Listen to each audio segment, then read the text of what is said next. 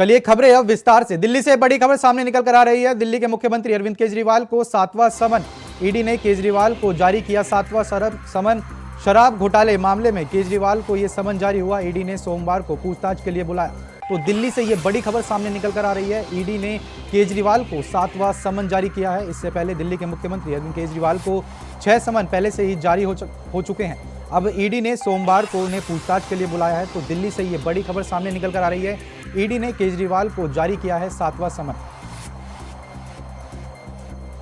इससे पहले भी दिल्ली के मुख्यमंत्री अरविंद केजरीवाल को 3 बार और 6 बार समन जारी हो चुका है। आपको बता दें कि शराब घोटाले मामले में केजरीवाल को यह समन जारी हुआ है। ईडी ने सोमवार को उन्हें पूछताछ के लिए बुलाया। तो दिल्ली से यह बड़ी खबर सामने निकल कर आ रही है। ईडी ने सोमवार को उन्हें पूछताछ के लिए बुलाया। तो अरविंद केजरीवाल को यह 7वां समन जारी किया है ईडी ने। आपको बता दें कि इससे पहले भी ईडी ने दिल्ली के मुख्यमंत्री अरविंद केजरीवाल को 6 समन पहले से ही जारी कर चुके हैं। साथ ही अब 7वां समन जारी कर सोमवार को उन्हें पूछताछ के लिए बुलाया है। तो यह दिल्ली से बड़ी खबर सामने निकल कर आ रही है।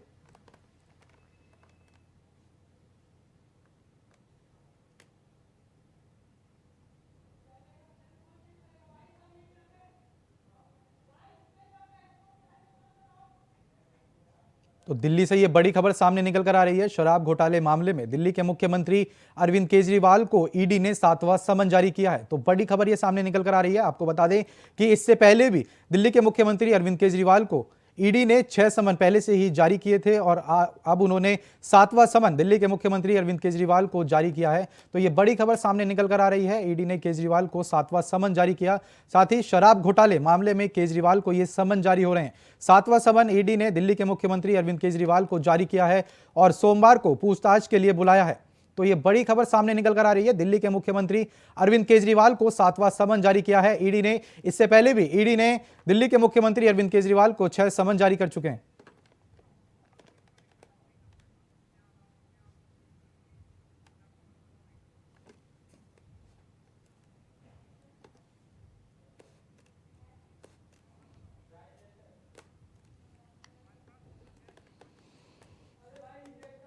तो अजय चौहान हमारे संवाददाता दिल्ली से इस खबर पर लाइव जुड़ चुके हैं। अजय, केजरीवाल को ईडी ने एक बार फिर से समन जारी किया है। केजरीवाल को 7वां समन जारी है, क्या कुछ जानकारी है?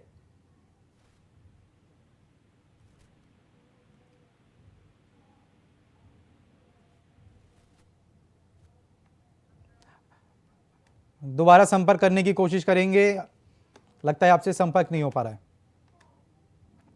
तो दिल्ली के मुख्यमंत्री अरविंद केजरीवाल को यह 7वां समन जारी हुआ है। बड़ी खबर यह दिल्ली से सामने निकल कर आ रही है। आपको बता दें कि इससे पहले भी दिल्ली के मुख्यमंत्री अरविंद केजरीवाल को 6 समन पहले से ही ईडी ने जारी कर दिए थे। यह 7वां समन जारी हुआ है और सोमवार को ईडी ने उन्हें पूछताछ के लिए बुलाया। तो यह बड़ी खबर सामने निकल कर आई है दिल्ली से।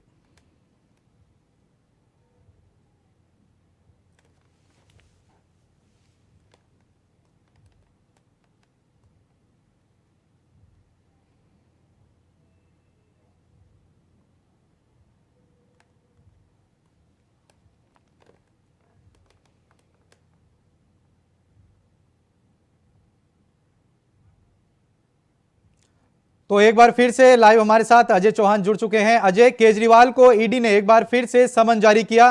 केजरीवाल को यह 7वां समन जारी हुआ है, क्या कुछ जानकारी है?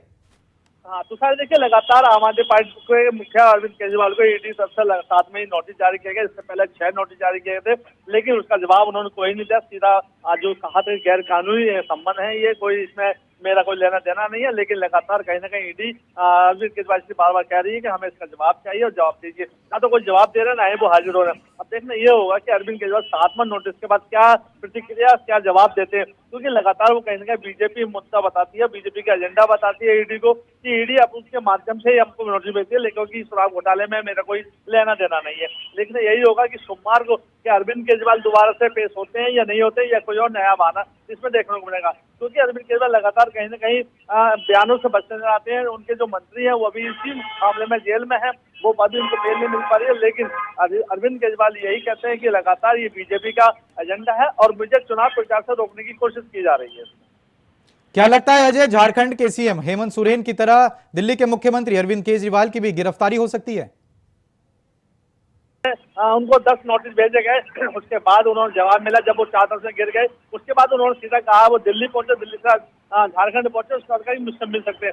तो हो सकता है अरविंद केजरीवाल जी भी यही इंतजार कर रहे हो कि मुझे भी 10 नोटिस भेजे जाएंगे, उसके बाद मेरे को जवाब दूंगा, क्योंकि उसके बाद कोई उनके पास जवाब नहीं रहेगा, क्योंकि आखिरकार उनको कोर्ट से, ईडी को कोर्ट से नोटिस जारी कराना पड़ेगा, सम्मन जारी करना पड़ेगा, उसके बाद इनको मजबूरन कहीं ना कहीं जवाब देना पड़ेगा। तो हो सकता है कि इसी नीति के आधार पर अरविंद केजरीवाल किसी भी नोटिस का जवाब नहीं दे रहे, लेकिन साफ कहा है कि ये जो नोटिस है इनमें सिर्फ चुनाव प्रचार रोकने के लिए है, क्योंकि इस समय आम आदमी पार्टी की और अरविंद केजरीवाल को जनता चाहती है, उसकी वजह से बीजेपी डरती है। तो देखिए कहीं ना सवाल वही लौट पर आता है, राजनीति इसमें घूमी हुई है। अब सवाल क्या बनता है कि लगातार क्या अरविंद केजरीवाल इसका जवाब देंगे या नहीं देंगे। देखिए उनके जो मंत्री हैं वो कहीं ना कहीं जवाब देते नजर आते हैं कि हमारे मुखिया को जबरदस्ती जेल में भेजना चाहते हैं और चुनाव से दूरी बनाने की कोशिश कर रहे हैं।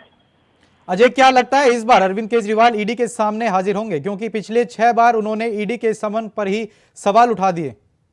देखिए तुषार, अगर बात करें अरविंद केजरीवाल के 6 नोटिस का जब हिसाब देखें तो कहीं ना कहीं जिस दिन डेट होती है कोई ना कोई उनके पास ऐसा मुद्दा होता है जो साफ मना कर देते हैं, या तो दौरे पे जाते हैं या किसी मीटिंग में जाते हैं या प्रचार में जाते हैं, या कोई इमरजेंसी उनका ऐसा सिस्टम बन जाता है कि मीटिंग होती है। तो देखिए अब देखना ये होगा कि 7 में नोटिस को के दिन क्या होगा, सोमवार के दिन क्या आखिर कहीं धरने पे जाएंगे या कहीं प्रचार पे जाएंगे या कोई आम आदमी पार्टी की मीटिंग में होंगे।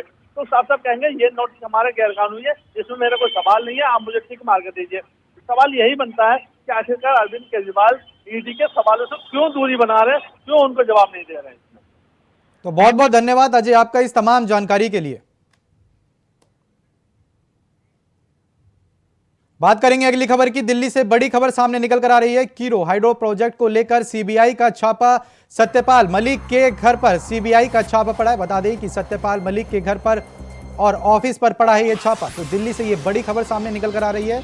सत्यपाल मलिक के घर पर सीबीआई का छापा पड़ा है।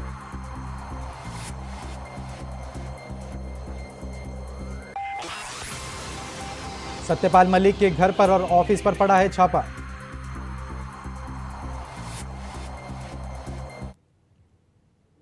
बात करेंगे अगली खबर की। मथुरा के श्री कृष्ण जन्मस्थल और शाही ईदगाह मामले में रेवेन्यू सर्वे की मांग को लेकर दाखिल अर्जी पर आज इलाहाबाद हाईकोर्ट में सुनवाई होगी। बता दें कि इलाहाबाद हाईकोर्ट में 18 याचिकाओं पर एक साथ सुनवाई होगी। इस दौरान मुस्लिम पक्ष केस की यानी सुनवाई योग्य का है या नहीं और इसको लेकर बहस करेगा, तो वही हिंदू पक्ष शाही ईदगाह के रेवेन्यू सर्वे कराने की मांग करेगा।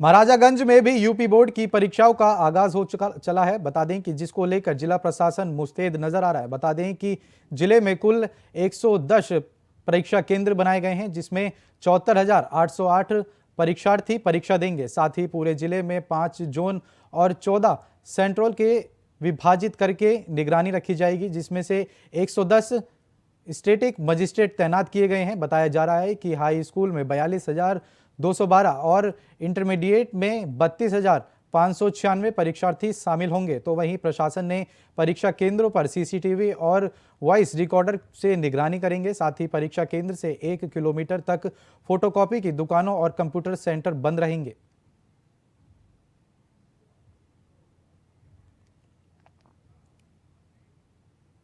लोकसभा चुनाव के लिए यूपी में समाजवादी पार्टी और कांग्रेस का गठबंधन हो गया है। बता दें कि कांग्रेस 17 सीटों पर यूपी में चुनाव लड़ेगी, तो वहीं समाजवादी पार्टी 63 सीटों पर चुनाव की हुंकार भरेगी, जिसको लेकर समाजवादी पार्टी के मुखिया अखिलेश यादव ने सोशल मीडिया प्लेटफॉर्म एक्स पर एक पोस्ट कर सभी को बधाई दी। अखिलेश यादव ने कहा कि मैं दिल से गठबंधन की सबको बधाई और हार्दिक शुभकामनाएं देता हूं। बाबा साहेब भीमराव अंबेडकर जी की संविधान बचाने के लिए लोहिया जी का हिस्सेदारी के सिद्धांत को मैं अमल कराने के लिए ये काम करूंगा।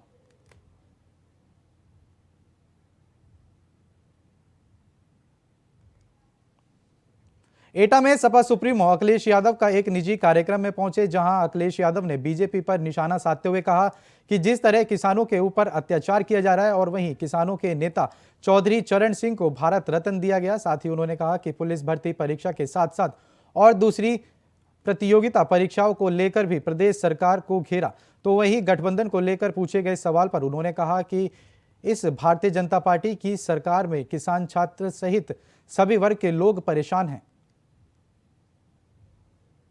सवाल ये, देश का किसान आंदोलन कर रहा है, नौजवान जहां जाए वहां पर तख्ती लेके खड़ा है कि जो भर्तियां हो रही हैं या पेपर लीक हो रहा है या सरकार समय पर भर्ती नहीं करा पा रही है। मैं आगरा से चला हूं और बरेली में, मुरादाबाद में, जहां भी मुझे नौजवान टकराए उन्होंने कहा कि इस बार की पुलिस भर्ती उसमें पेपर लीक हुआ है, बड़े पैमाने पर पेपर आउट हुआ है और जो परीक्षा जिस मकसद से करानी थी, जिस सिक्योरिटी के साथ होनी चाहिए वो नहीं हुई। नौजवान मांग कर रहे हैं कि जांच के साथ साथ परीक्षा दोबारा हो और जिस तरह से इलाहाबाद में पेपर लीक ARO और उसको लेकर के आंदोलन कर रहे हैं नौजवान, सोचिए जो सरकार दावा कर रही है डबल इंजन की।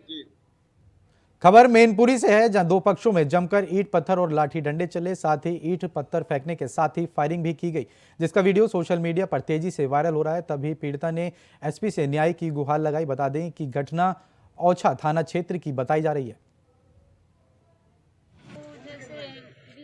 यहाँ से मैनपुरी रहती हूँ, मैनपुरी से गए जो घर पे लोगों ने हमला कर दिया। जो बाग बजी जगह है ना, वहाँ पे उसे से हमला कर दिया। तो उन लोगों ने जैसे राइफल फायर वगैरह कर दिए, तो फिर उन्होंने अपने जैसे ईंट पत्थर करने लगे। उस तरफ से वीडियो भी है मेरे पास। तो पत्थर के तो उनके पत्थर जानलेवा तन के मुंह में पत्थर लग गया, तो दो तीन दांत टूटे और नीचे वाला थे तो भी अंदर को चले गए। लेकिन जब मैं वहाँ से उनसा के लिए जाने के लिए, तो उन्होंने जब उस पार्टी को छोड़ दिया और जिसके चोट है, गंभीर है, उनको पकड़ रखा है। तो क्या चाहती हैं आप? मैं ये चाहते हैं। लखनऊ में गोमतीनगर थाने के महिलावाद के पूर्व विधायक इंदल रावत के खिलाफ मुकदमा दर्ज हुआ है। बता दें कि कोर्ट ने के आदेश के बाद यह मुकदमा दर्ज किया गया। दरअसल विधायक पर 2,52,00,000 रुपए हड़पने का आरोप लगाया। बताया जा रहा है कि 6 मंजिला मकान बनाने के लिए पूर्व विधायक इंदल रावत और राज इंफ्रा हाउसिंग प्राइवेट लिमिटेड के बीच एक अनुबंध पत्र हुआ था, लेकिन वो भूखंड इंदल रावत के नाम पर नहीं था, जिसके बाद राज इन्फा फाउंडिंग के प्रबंधक निर्देशक राजेश पांडे ने कोर्ट में यह मुकदमा दाखिल कराया। फिलहाल कोर्ट के आदेश पर पूर्व विधायक के खिलाफ मुकदमा दर्ज कर आगे की कार्रवाई शुरू कर दी है।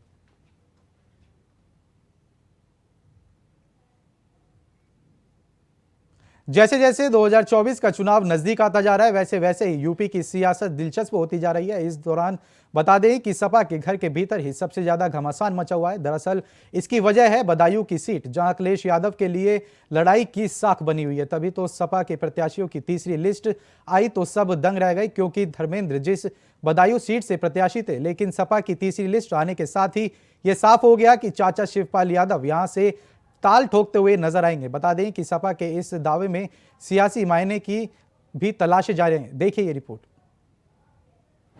बदायूं में भतीजे की दाव पर लग गई साख। चाचा शिवपाल लेंगे स्वामी से बदला।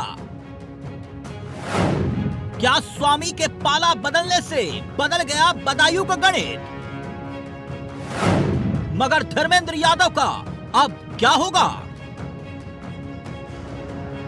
अखिलेश ने बदायूं की सीट से भाई धर्मेंद्र की जगह चाचा शिवपाल को क्यों उतारा है, इसको लेकर सियासी गलियारों में चर्चाएं तेज हो चुकी है। अखिलेश यादव ने स्वामी प्रसाद मौर्य और महासचिव रहे सलीम शिरवानी से बदला लेने के लिए चाचा शिवपाल यादव को मैदान में उतार दिया है। बदायूं लोकसभा सीट से शिवपाल यादव को इसी रणनीति के तहत सपा ने प्रत्याशी बनाया है। पहले शिवपाल यादव को आजमगढ़ से चुनाव लड़ाने की तैयारी हो रही थी। बदायूं से धर्मेंद्र यादव को प्रत्याशी बना दिया गया था, मगर अचानक अखिलेश यादव ने फैसला वापस ले लिया और धर्मेंद्र यादव की जगह चाचा शिवपाल को बदायूं के रण में उतार दिया। आपको बता दें, स्वामी प्रसाद मौर्य की बेटी संघमित्रा मौर्य बदायूं से ही सांसद है, जिन्होंने बीजेपी की टिकट से सपा के दिग्गज धर्मेंद्र यादव को चुनावी रण में मात दी थी। मगर कहानी यही खत्म नहीं होती।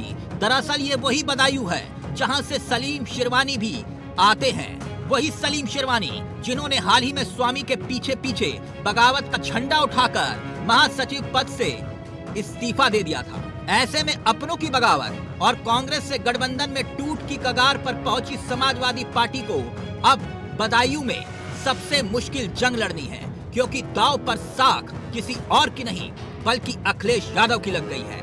ऐसे में अखिलेश यादव ने भी संगठन के सबसे ताकतवर चेहरे चाचा शिवपाल को ही रण में उतार दिया है। देखिए, पार्टी का आदेश स्वीकार है और चुनाव लड़ करके भाजपा को हराएंगे। उस पर हम कुछ नहीं बोलना चाहते हैं। हाँ, इतना जानते हैं, पहले वो लोक दल से शुरू हुए, फिर बसपा में गए, बसपा से फिर भाजपा में गए, अब रही बची और जगह चले जाएंगे। कहीं कांग्रेस में वापसी तो नहीं है? कहीं भी देखिए, मैं कोई भी दरवाज़ा बंद नहीं कर रहा हूँ। ये मेरे लिए कह देना कि मैं नहीं जाऊँगा, फला नहीं जाऊँगा। हाँ, अगर कोई लीडरशिप मुझे बुलाती है, मैं उस लीडरशिप से बात करूँगा और बात करने के बाद फैसला करूँगा। हाँ, थैंक यू। चलो। फिलहाल के लिए इस बुलेटिन में इतना ही। देश और दुनिया की तमाम बड़ी खबरों को जानने के लिए बने रहें इंडिया वॉइस के साथ। नमस्कार।